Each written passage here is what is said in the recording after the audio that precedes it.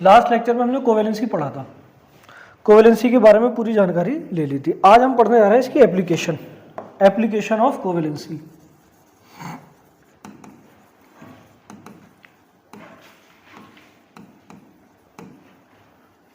और कोवेलेंसी की एप्लीकेशन में क्वेश्चन आता है एग्जिस्टेंस और नॉन एग्जिस्टेंस से, एग्जिस्टेंस एंड नॉन एग्जिस्टेंस।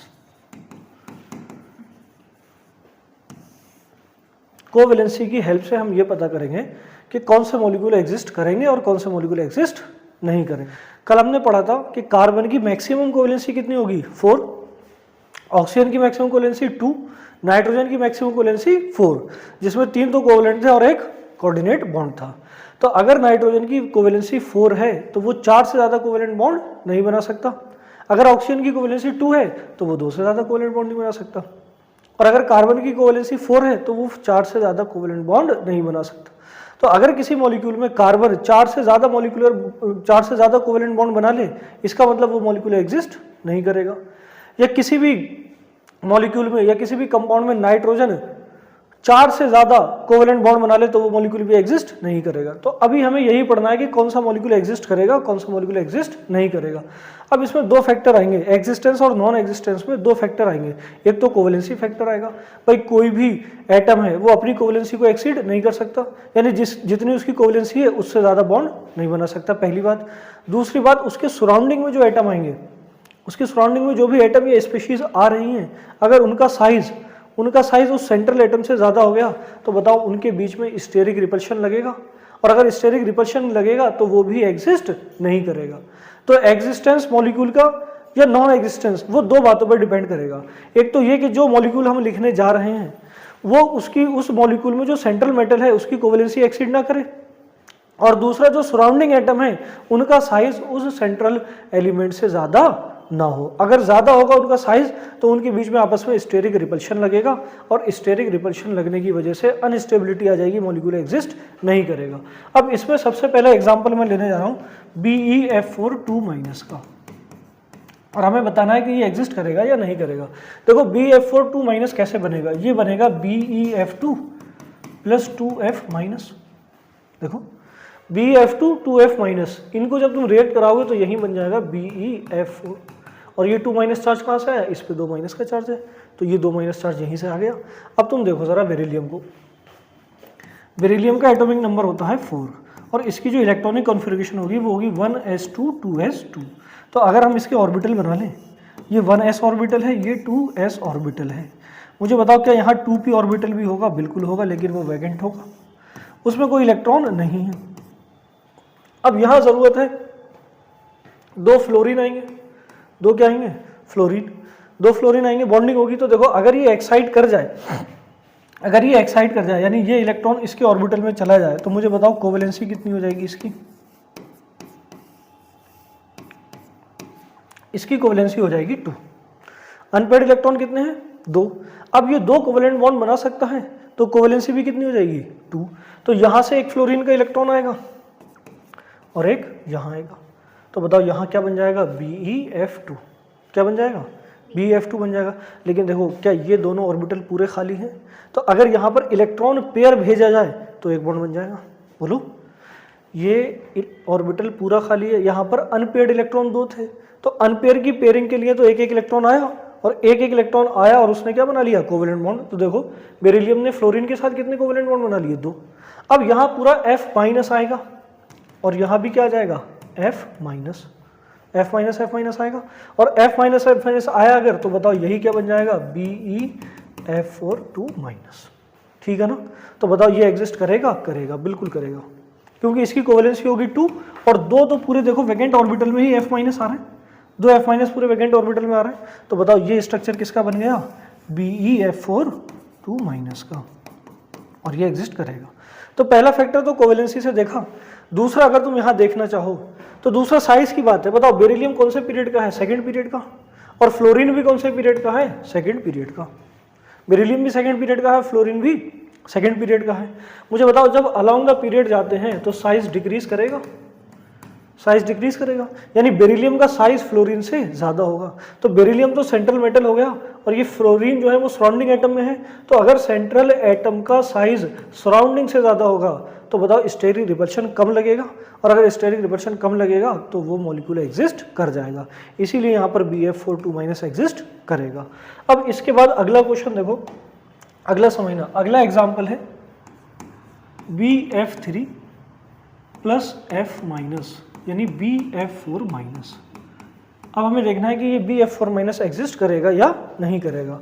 तो इसको भी हम ऐसे ही सॉल्व करेंगे। बोरोन 5 होता है, ये हो जाएगा 1s2 2s2 2p1। जब इसे तुम सॉल्व करोगे आगे फर्दर, ये हो जाएगा 1s2 2s2 2p1। बोलो, ये 1s है, ये 2s है, ये है 2p। अब यहाँ समझो, देखो यहाँ पर अगर तुम इसको एक्साइट कर दो, यानी इस 2s वाले इलेक्ट्रॉन को भेज दो p में, तो मुझे बताओ इसकी कोवेलेंसी 1 से कितनी हो जाएगी, 3। यहाँ कोवेलेंसी कितनी है, 1। एक अनपेड इलेक्ट्रॉन है, एक अनपेड इलेक्ट्रॉन है, तो एक इलेक्ट्रॉन और आएगा, कोवेलेंट बॉन्ड बनाएगा, कोवेलेंसी कितनी हो जाएगी, 1। लेकिन अगर हम इसको एक्साइट करके यहाँ भेज दें तो देखो क्या होगा, ये तो 1s2 है, यहाँ 2s1 हो जाएगा और यहाँ कितना हो जाएगा, बोलो। अब यहाँ कोवेलेंसी कितनी हो जाएगी, 3। यहाँ कोवेलेंसी कितनी हो जाएगी, 3 हो जाएगी इसकी।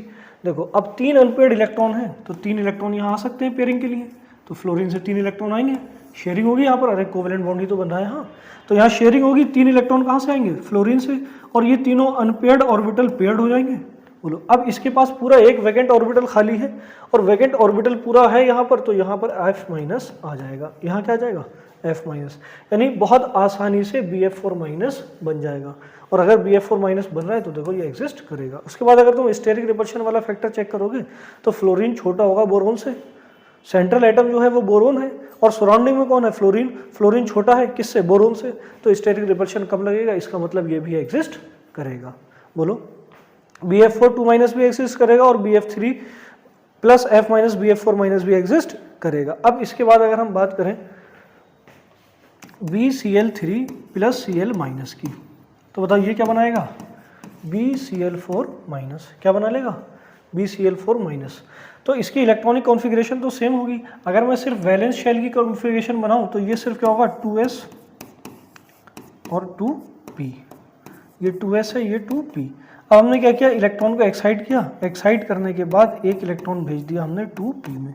तो अब इलेक्ट्रॉनिक कॉन्फ़िगरेशन कुछ इस तरीके से हो गई, और यहाँ कोवेलेंसी कितनी हो गई, 3। कोवेलेंसी 3 हो गई, कोवेलेंसी तो 3 हो गई। अब यहाँ पर एक क्लोरीन से आएगा, एक यहाँ पर आएगा इलेक्ट्रॉन, एक यहाँ पर आएगा, 3 बॉन्ड बनाने का, और ये पूरा वैकेंट ऑर्बिटल है, ये ऑर्बिटल पूरा वैकेंट है, खाली है, तो यहाँ पर Cl- आएगा। तो देखो यहाँ पर कोवेलेंसी के अकॉर्डिंग देखोगे तो लगेगा कि हाँ BCl4- एग्जिस्ट करेगा। बोलो, अगर तुम कोवेलेंसी के हिसाब से देखोगे तो BCl4- एग्जिस्ट करता दिखेगा। लेकिन आप समझना ध्यान से, ये बोरोन है और इसके चारों तरफ 4 क्लोरीन है, एक Cl- है, ठीक है ना। तो देखो ये बोरोन सेकंड पीरियड का है, सेंट्रल एटम जो है वो सेकंड का है, और जो सराउंडिंग है वो थर्ड का है, और सराउंडिंग थर्ड का है, इसका मतलब इसका साइज ज़्यादा होगा।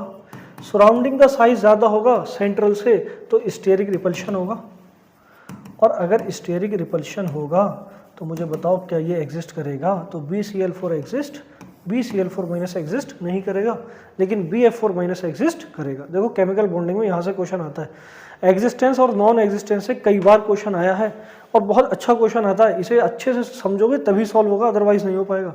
समझ के करोगे तभी होगा। देखो यहाँ BF4- तो एग्जिस्ट कर गया, लेकिन BCl4- एग्जिस्ट नहीं किया, तो तुम कहोगे बात तो एक ही है भाई, यहाँ भी कोवेलेंसी 3 है और एक पूरा वैकेंट ऑर्बिटल है, यहाँ भी कोवेलेंसी 3 है, वैकेंट ऑर्बिटल है, तो यहाँ भी F- जैसे जा रहा था Cl- चला जाएगा, तो एग्जिस्ट करना चाहिए।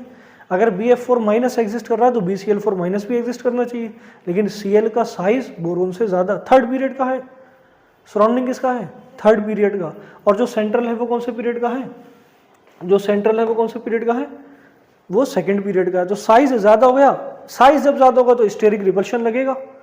सराउंडिंग एटम जो है वो क्या लगाएंगे, स्टेरिक रिपल्शन, और स्टेरिक रिपल्शन अगर लगाएंगे तो मुझे बताओ एग्जिस्ट करेगा नहीं करेगा, तब एग्जिस्ट नहीं करेगा। BF4- एग्जिस्ट करेगा, BCl4- एग्जिस्ट नहीं करेगा। अब इसके बाद हम अगला एग्जाम्पल ले रहे हैं CCl6 2- का। CCl6 2- बना कैसे होगा? देखो CCl4 एग्जिस्ट करता है, अगर 2 और Cl- हो तो यहाँ क्या बन जाएगा CCl6 और चार्ज 2-। अब यहाँ तुम देखकर ही सॉल्व कर सकते हो, इसको आगे सॉल्व करने की जरूरत नहीं है। तुम्हें मालूम है कार्बन की मैक्सिमम कोवेलेंसी कितनी होती है 4, और यहाँ पर तुम देखो कितने बॉन्ड बनते दिख रहे हैं 6, तो 6 बॉन्ड तो बनेंगे ही नहीं, मैक्सिमम कितने बॉन्ड बना सकता है 4। कार्बन मैक्सिमम 4 ही बॉन्ड बना सकता है, उसकी मैक्सिमम कोवेलेंसी भी 4 है, बॉन्ड भी कितने बना सकता है 4। तो अगर 4 बॉन्ड बनाएगा तो ये एग्जिस्ट नहीं करेगा। थोड़ा सा चाहो तो सॉल्व कर लो, तुम इलेक्ट्रॉनिक कॉन्फ़िगरेशन लिख लो 2s2 2p2। तो देखो ये 2s हो गया और ये 2p, ठीक है, एक इलेक्ट्रॉन यहाँ एक्साइट कर दोगे तो ये हो जाएगा 2s1 2p3। अब देखो यहाँ 4 आ सकते हैं, 4 इलेक्ट्रॉन आ सकते हैं। अब इसके पास वैकेंट d ऑर्बिटल तो है नहीं, बोलो 2d तो है ही नहीं यहाँ। अगर वैकेंट d ऑर्बिटल होता तो ये जो 2Cl- थे ये वहाँ तुम वैकेंट d ऑर्बिटल में भेज सकते थे, लेकिन यहाँ वैकेंट d ऑर्बिटल एब्सेंट है। और अगर वैकेंट d ऑर्बिटल एब्सेंट है तो मुझे बताओ सिर्फ कोवेलेंसी इसकी कितनी होगी 4, यानी मैक्सिमम ये 4 ही बॉन्ड बना पाएगा, और 4 Cl के साथ ये ऑलरेडी बॉन्ड बना रहा है। तो एक्स्ट्रा जो 2 Cl- होंगे उनके लिए अगर वैकेंट ऑर्बिटल प्रेजेंट होता तो एग्जिस्ट करता, अदरवाइज एग्जिस्ट नहीं करता। यहाँ वैकेंट ऑर्बिटल है ही नहीं, तो याद रखना CCl6 2- एग्जिस्ट नहीं करेगा। और ये कई बार क्वेश्चन आया है, इस पर कई बार क्वेश्चन आया है। इसके बाद और समझो, मैं बात करूं SiF4 की, अगर SiF4 में 2F- जोड़ोगे तो ये बन जाएगा SiF6 2-। ठीक, अब हम चेक करेंगे क्या ये एग्जिस्ट करेगा नहीं करेगा। देखो कार्बन के पास तो वैकेंट ऑर्बिटल एब्सेंट था, कार्बन के पास कोई वैकेंट ऑर्बिटल होता ही नहीं है। अब ये जो सिलिकॉन है ये थर्ड पीरियड में आएगा, बोलो थर्ड पीरियड में आएगा तो यहाँ 3d भी होगा, और वो 3d कैसा होगा वैकेंट, 3d कैसा होगा वैकेंट। समझना जरा, मैं इसकी इलेक्ट्रॉनिक कॉन्फ़िगरेशन लिखने जा रहा हूँ सिलिकॉन की, और वो भी वैलेंस शेल इलेक्ट्रॉनिक कॉन्फ़िगरेशन लिखने जा रहा हूँ। ये 14 है तो ये हो जाएगा 3s2 3p2, ठीक है ना, कार्बन फैमिली का ही है 3s2 3p2। अब इसको जरा बनाकर देखो, अब एक इलेक्ट्रॉन एक्साइट करके यहाँ भेज दो, ग्राउंड स्टेट से एक्साइटेड स्टेट में चले जाओ, तो देखो यहाँ कितनी कोवेलेंसी हो गई इसकी, यहाँ कोवेलेंसी कितनी है 4, यहाँ कोवेलेंसी कितनी है 4। अच्छा अगर तुम 2s2 को भी एक्साइट करोगे, ये 2s2 है, इसको एक्साइट करके कहाँ भेज सकते हो 3d में, ये 2s है, ये 2p है, ये 3d, इसके पास पूरा 3d खाली पड़ा है। तो तुम चाहो तो यहाँ से इलेक्ट्रॉन एक्साइट करके भी यहाँ भेज सकते हो, लेकिन एक इलेक्ट्रॉन एक्साइट करके तब भेजते जब तुम्हें बॉन्ड बनाना होता। देखो यहाँ तो 2F- है ना, बोलो पूरा इलेक्ट्रॉन पे डोनेट करेगा ये, तो 4F तो यहाँ आ जाएंगे, ठीक, एक एक इलेक्ट्रॉन आएगा फ्लोरीन से और ये 4 बॉन्ड बना लेगा। फिर ये जो F2 F- जो है ये पूरा इलेक्ट्रॉन पेयर कहाँ भेज देगा, इसके वैकेंट ऑर्बिटल में। कहाँ भेजेगा, वैकेंट ऑर्बिटल में। तो मुझे बताओ ये आराम से SiF6 2- बना लेगा। अब पहला फैक्टर तो हो गया कोवेलेंसी वाला, पूरा 3d खाली पड़ा था तो इसने अपने आराम से पूरा इलेक्ट्रॉन पेयर 3d में भेज दिया। अब इसके बाद हम देखेंगे क्या साइज फैक्टर क्या है। साइज फैक्टर तो यहाँ पर असर डालेगा या नहीं डालेगा। देखो SiF6 है तो एक तो सिलिकॉन है एक फ्लोरीन है, ये है थर्ड पीरियड का, ये है सेकंड पीरियड का, और तुम्हें मालूम है थर्ड पीरियड का साइज सेकंड पीरियड से ज़्यादा होगा, तो इसकी वजह से स्टेरिक रिपल्शन इतना ज़्यादा नहीं होगा। और अगर स्टेरिक रिपल्शन नहीं होगा तो ये एग्जिस्ट करेगा, SiF6 2- एग्जिस्ट करेगा। लेकिन हम देखें क्या SiCl6 2- एग्जिस्ट करेगा या नहीं करेगा, ये देखें। तो मुझे एक बात बताओ, जैसे मैंने अभी पीछे बताया, जैसे भी मैंने तुम्हें पीछे बताया यहाँ, तो सेम कंडीशन यहाँ आगे दे रखी है SiCl6 2, सेम कंडीशन यहाँ भी है, बस डिफरेंस किसका है, सराउंडिंग एटम इस बार डिफरेंट है। इस बार क्या है क्लोरीन, पिछले क्वेश्चन में क्या था फ्लोरीन। तो सारी कंडीशन वैसे ही यहाँ ठीक है, ये भाई बना 3s होगा यहाँ, और एक इलेक्ट्रॉन एक्साइट करके 3p में भेजा, बोलो, और 3p में पहले ही एक इलेक्ट्रॉन था तो यहाँ क्लोरीन से 4 इलेक्ट्रॉन आएंगे और ये आपस में बॉन्ड बना लेंगे, और 3d पूरा खाली है तो 3d में आराम से 2 Cl- एंट्री कर जाएंगे। लेकिन देखो Cl- का साइज, ये जो सराउंडिंग एटम है ना Cl-, इसका साइज ज़्यादा होगा in comparison to fluorine. Fluorine के कंपेरिजन में सराउंडिंग यहाँ पर इसका ज़्यादा साइज है, और अगर इसका साइज ज़्यादा है तो स्टेरिक रिपल्शन ज़्यादा होगा, और अगर स्टेरिक रिपल्शन ज़्यादा होगा तो ये एग्जिस्ट नहीं करेगा। तो याद रखना SI, ये क्वेश्चन आता है कई बार, ये क्वेश्चन आया SiF6 2- और SiCl6 2-, ये तो एग्जिस्ट नहीं करे, ये तो एग्जिस्ट करेगा और ये एग्जिस्ट नहीं करेगा। क्या इनके पीछे रीजन कोवेलेंसी है? नहीं, इसकी कोवेलेंसी भी 6 होती है, इसकी कोवेलेंसी भी, यहाँ भी सिलिकॉन की कोवेलेंसी 6 होगी, यहाँ भी होगी। दिक्कत आ रही है सिर्फ स्टेरिक रिपल्शन में। यहाँ सिर्फ प्रॉब्लम किस चीज़ में आ रही है? स्टेरिक रिपल्शन में। अगला एग्जाम्पल ले रहे हैं PCl5 + Cl-। तो ये बनेगा PCl6-। तो देखो यहाँ फॉस्फोरस है, और फॉस्फोरस का अगर हम चेक करें तो इसका एटॉमिक नंबर होगा 15, और वैलेंस शेल इलेक्ट्रॉनिक कॉन्फ़िगरेशन लिखोगे तो ये होगी 3s2 3p3। तो ज़रा इसे बनाओ, ये तो 3s हो गया और ये हो गया 3p। तो यहाँ 3 इलेक्ट्रॉन है। बोलो अब इस यहाँ अगर तुम इलेक्ट्रॉन को एक्साइट करके यहाँ भेजना चाहो तो बताओ, यहाँ कोई खाली नहीं है, यहाँ तो ऑर्बिटल खाली है ही नहीं। तो 3D पूरा खाली होगा, यहाँ 3D पूरा खाली होगा, तो ये इलेक्ट्रॉन आ जाएगा यहाँ पर इलेक्ट्रॉन आ जाएगा। अब देखो 5 क्लोरीन है तो एक इलेक्ट्रॉन शेयर करेगा, एक इलेक्ट्रॉन शेयर होगा। बताओ, तो यहाँ से तो क्या बन जाएगा? PCl5। यहाँ से क्या बनेगा? PCl5। और Cl- ये पूरा अपना एक इलेक्ट्रॉन पेयर किसे दे देगा? यहाँ 3D में Cl-। तो बताओ कोवेलेंसी के हिसाब से तो ये एग्जिस्ट करना चाहिए, यानी कोवेलेंसी के हिसाब से तो कोई दिक्कत नहीं है। लेकिन हम चेक करेंगे साइज, क्योंकि अभी थोड़ी देर पहले हमने देखा कि SiCl6 एग्जिस्ट नहीं कर रहा था, लेकिन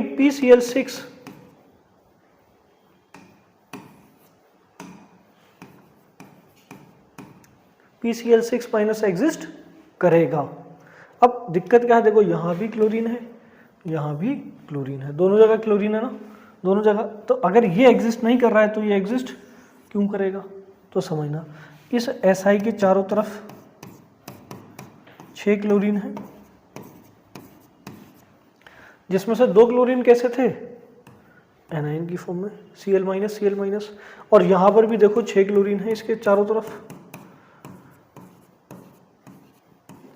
लेकिन यहां देखो Cl- कितने हैं? 1। अब जो हमने पढ़ा है पीरियोडिक टेबल में, मैंने तुम्हें बताया था कि एनाइन का साइज हमेशा न्यूट्रल से ज़्यादा होगा, ये बात मैंने तुम्हें बताई है ना। एनाइन का साइज हमेशा न्यूट्रल से ज़्यादा होगा। तो देखो यहाँ 2 Cl- है, तो इन 2 Cl- का साइज ज़्यादा होगा। बोलो, इन 2 Cl- का साइज ज़्यादा होगा, और अगर इन 2 Cl- का साइज ज़्यादा होगा तो इनकी वजह से लगने स्टेरिक हिंड्रेंस भी ज़्यादा होगा। बोलो, स्टेरिक रिपल्शन भी ज़्यादा हो जाएगा। और यहाँ तुम देखो एक ही Cl- है, यहाँ कितने Cl- है? एक ही Cl- है। तो इसके कंपैरिजन में इसको अगर कंपेयर करोगे तो यहाँ साइज ज़्यादा है, यहाँ साइज कम है। तो इसका एक ही Cl- है, तो आराम से इसे फॉस्फोरस कंपनसेट करेगा, और ये तो एग्जिस्ट कर जाएगा, लेकिन ये एग्जिस्ट नहीं करेगा।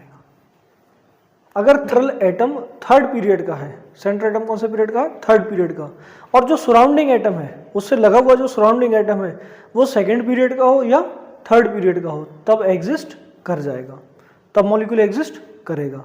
अगर सेंट्रल एटम कौन से पीरियड का है? 3rd एटम का। Central atom is of 3rd period, central atom is of 3rd period. और सराउंडिंग एटम किसका हो? Surrounding atom is of 2nd और 3rd पीरियड। सराउंडिंग एटम हो 2nd या 3rd पीरियड का, तब मॉलिक्यूल एग्जिस्ट करेगा, मॉलिक्यूल विल एग्जिस्ट। लेकिन एक बात समझना ध्यान से, अगर 3rd पीरियड के साथ 2nd पीरियड का है तब तो हर हाल में एग्जिस्ट करेगा। हमने भी एग्जांपल देखा था SiF6 का। बोलो, ये 3rd पीरियड का है और ये 2nd पीरियड का है। तो अगर 3rd पीरियड का सेंट्रल एटम हो और 2nd पीरियड का सराउंडिंग एटम हो, तब हर हाल में मॉलिक्यूल एग्जिस्ट करेगा, इन केस उसकी कोवेलेंसी मैच करती हो। कोवेलेंसी भी मैच करनी चाहिए। अगर कोवेलेंसी मैच करिए उसके बाद की ये कंडीशन है, पता चले कोवेलेंसी ही उतनी नहीं है जितने कि तुम बॉन्ड बनवा दे रहे हो, तब तो एग्जिस्ट नहीं करेगा। अरे बोलो यार, CCl6 एग्जिस्ट नहीं करेगा क्योंकि वो एक्सीड कर जा रहा है कोवेलेंसी को भी। हम बात कर रहे हैं अगर कोवेलेंसी ठीक ठाक है, देखो सिलिकॉन की कोवेलेंसी 6 है तो ये एग्जिस्ट करेगा, थर्ड के साथ सेकंड है तो एग्जिस्ट करेगा। लेकिन अगर थर्ड के साथ थर्ड है, थर्ड पीरियड का सेंट्रल एटम हो और थर्ड पीरियड का ही सराउंडिंग एटम हो, तब एक बार हम चेक कर लेंगे। जैसे दो केस हैं SiCl6 2 माइनस और PCl6 माइनस, तो देखो ये थर्ड पीरियड का है सेंट्रल, सराउंडिंग भी कौन सा है, थर्ड पीरियड का। लेकिन देखो यहाँ 2 Cl माइनस है ना, 2 एनायन है और 2 Cl माइनस का साइज ज़्यादा होगा, और अगर साइज ज़्यादा होगा तो स्टेरिक रिपल्शन भी ज़्यादा होगा, तो ये तो एग्जिस्ट नहीं कर रहा था। अब यहाँ देखो फॉस्फोरस भी थर्ड पीरियड का है और क्लोरीन भी थर्ड पीरियड का है, लेकिन यहाँ पर सिर्फ एक ही Cl माइनस है, तो स्टेरिक रिपल्शन रिलेटिवली कम हो जाएगा और ये मॉलिक्यूल एग्जिस्ट करेगा। तो बात यह है कि अगर थर्ड पीरियड का सेंट्रल एटम हो और सेकंड पीरियड का सराउंडिंग एटम हो, तब तो कोई दिक्कत नहीं है, मॉलिक्यूल एग्जिस्ट करेगा ही करेगा। लेकिन अगर दोनों थर्ड पीरियड के हैं, सेंट्रल एटम भी और सराउंडिंग एटम भी, तब एक बार हम चेक कर लेंगे, ठीक है ना। अगर सेंट्रल एटम है सेकंड पीरियड का और सराउंडिंग एटम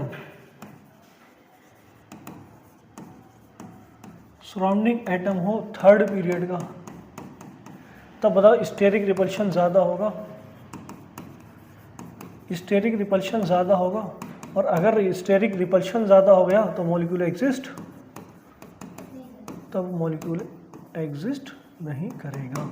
एग्जाम्पल तुम देखो BCl4 माइनस और BF4 माइनस, तो यहाँ देखो सेंट्रल एटम भी सेकंड पीरियड का, सराउंडिंग एटम भी सेकंड पीरियड का, तो यहाँ इतना ज़्यादा स्टेरिक रिपल्शन नहीं था, ये एग्जिस्ट कर रहा था। लेकिन इसमें तुम देखो सेंट्रल एटम सेकंड पीरियड का है, सराउंडिंग एटम थर्ड पीरियड का है, तो थर्ड पीरियड का है तो साइज ज़्यादा है, स्टेरिक रिपल्शन ज़्यादा होगा, और अगर स्टेरिक रिपल्शन ज़्यादा होगा तो ये एग्जिस्ट नहीं करेगा, ये एग्जिस्ट नहीं करेगा, ये एग्जिस्ट कर रहा।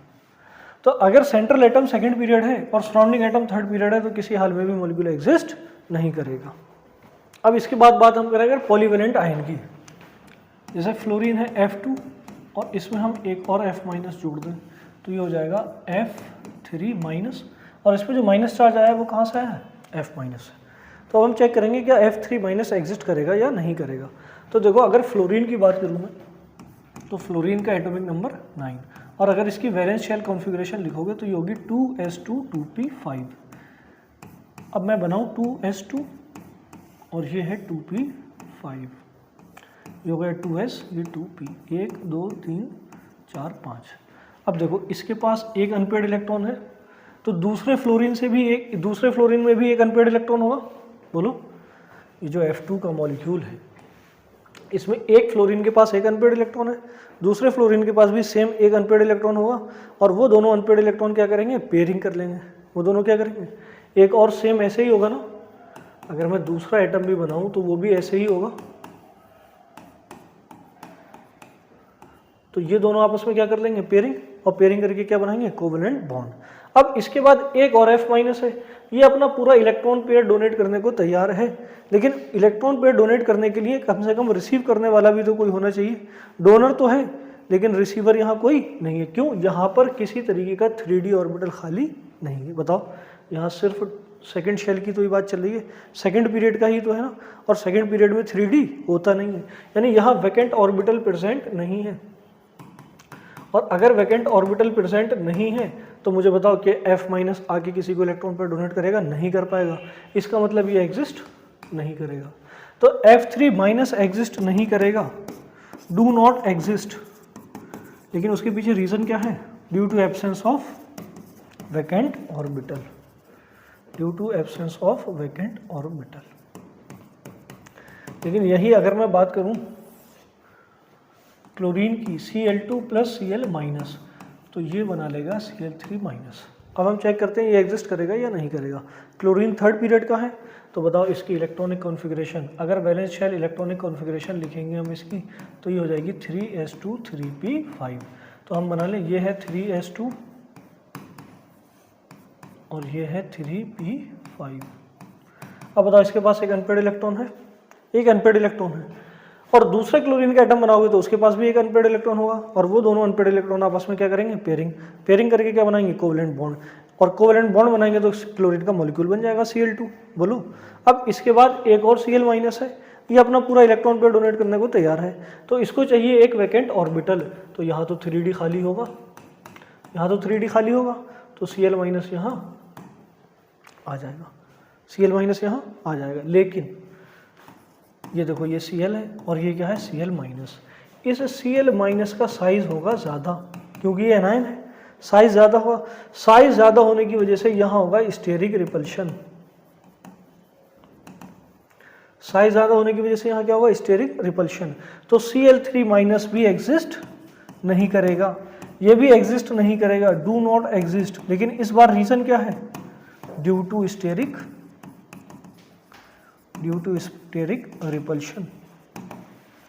देखो इन दोनों में साइज ज़्यादा नहीं है, तो ये Cl- जो है यहाँ पर स्टेरिक रिपल्शन करेगा, और स्टेरिक रिपल्शन करने की वजह से यहाँ पर इलेक्ट्रॉन, यहाँ पर स्टेरिक रिपल्शन करने ये Cl- एग्जिस्ट नहीं करेगा।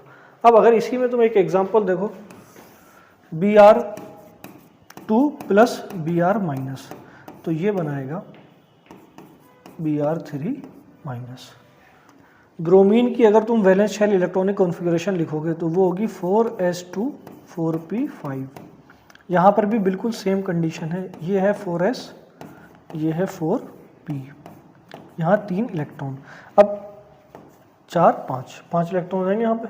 तो देखो बताओ, एक ब्रोमीन के पास अनपेड इलेक्ट्रॉन, दूसरे के पास भी अनपेड होगा, ये दोनों क्या कर देंगे, पेयरिंग, बचा एक और ब्रोमीन, तो यहाँ पर 4d खाली होगा, यहाँ 4d पूरा खाली होगा, तो बताओ यहाँ से एक Br- इसमें आ जाएगा। अब बात फिर वही देखो, ब्रोमीन, अब इस बार इन दोनों का साइज काफ़ी बड़ा है, तो जो अब Br- की वजह से जो स्टेरिक रिपल्शन लगेगा वो रिलेटिवली कम लगेगा इन कंपेरिजन टू क्लोरीन, तो ये एग्जिस्ट करेगा। ठीक है ना, बोलो। तो देखो यहाँ 3 मॉलिक्यूल हैं, एक है F3-, एक Cl3-, एक Br3-, ये दोनों एग्जिस्ट नहीं करेंगे, ये दोनों एग्जिस्ट नहीं करेंगे। रीजन दोनों के अलग अलग हैं। यहाँ absence of vacant D orbital, absence of vacant D orbital, और यहाँ पर क्या होगा, स्टेरिक रिपल्शन, और ये एग्जिस्ट करेगा।